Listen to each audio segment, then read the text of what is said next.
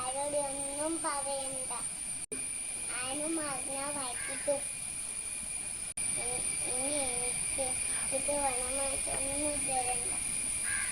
നമ്മൾ ഖദീജക്ക് 2 കമ്മൽ കൊടുത്താൽ മതി. എനിക്ക് അറിയണ്ട, കൊച്ചിക്ക് അറിയണ്ട, അപ്പൂ അറിയണ്ട, ഉമ്മയും അറിയണ്ട.